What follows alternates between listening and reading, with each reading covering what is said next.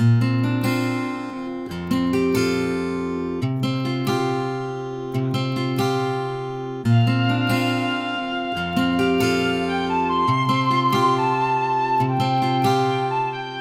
कुल्लू में परंपरागत फसलों का उत्पादन पिछले कई सालों से घट गया है। जिले में 10 साल पहले गेहूं की खेती 24,000 हेक्टेयर भूमि पर होती थी, लेकिन अब ये 12,000 हेक्टेयर पर सिमट कर रह गई है।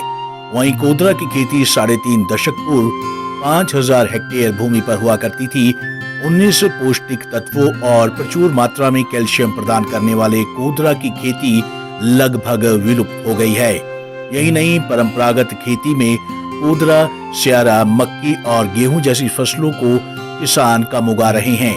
कृषि बागवानी के लिए मशहूर जिला कुल्लू के किसानों का रुझान परंपरागत फसलों की बजाय सब्जी उत्पादन की ओर लगातार बढ़ रहा है। वहीं पारंपरिक खेती से मुख मोड़ने की परंपरा लोगों को कई घातक रोगों में भी धकेलते जा रही है। नकदी फसलों की ओर बढ़ता रुझान भले ही आधुनिकता के युग में सही है, लेकिन पारंपरिक खेती की अपनी अहमियत है, इसे नकारा नहीं जा सकता। कुल्लू में कोल्थ की खेती अब नाम मात्र ही हो रही है।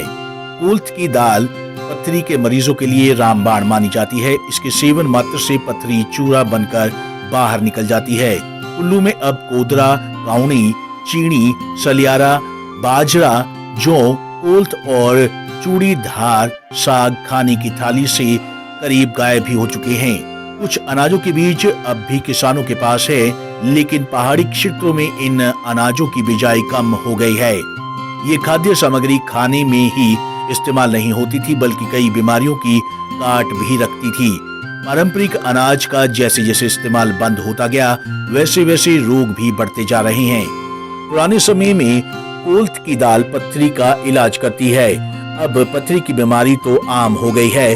पथरी की शिकायत की एकमात्र औषधि कोल्थ की दाल ही थी। जौ से निकाली लुगड़ी, नींबू से उल्टी दस्त का उपचार होता था। कोदरा शुगर रोग के लिए रामबाण माना जाता है। चूड़ी धार साग से आयरन मिलता है, इससे कई बीमारियां खत्म होती है।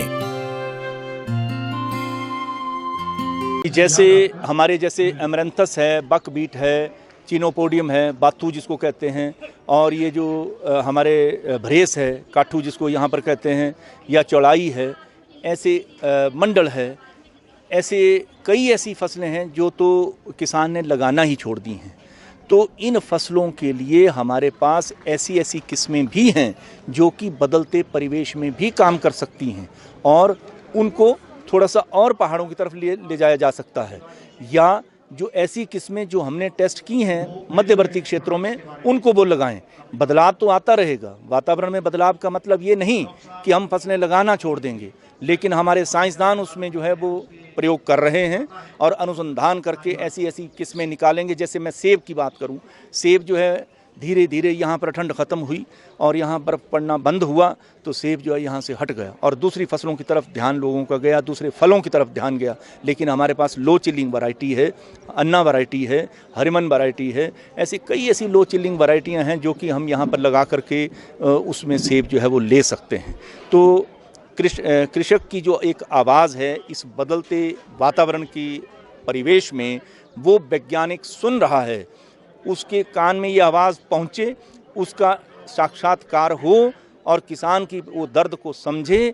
इसलिए हम धरातल पर उतरे हैं और आप देख रहे हैं कि मंच पर उनके साथ धरातल पर बैठ कर के हम किसान के हृदय को टटोल रहे हैं कि उनके अंदर से क्या ऐसी दर्द है जिसको हम जो है वो दर्द को दूर कर सकते हैं इस बदलते हुए वातावरण के परिवेश में। वहीं प्रदेश सरकार द्वारा चलाए जा रहे बीज ग्राम परियोजना से प्रदेश के विभिन्न क्षेत्रों में पुरानी फसलें कोदरा, काउनी, चीनी, लाल चावल, धान, बीथू और मक्का उगाने के लिए किसानों को प्रोत्साहित किया जाएगा। इसके लिए प्रदेश के सभी जिलों में बीज ग्राम बनाए जाएंगे। पंजाब केसरी टीवी चंडीगढ़ के लिए कुल्लू से मनमिंदर अरोड़ा की रिपोर्ट।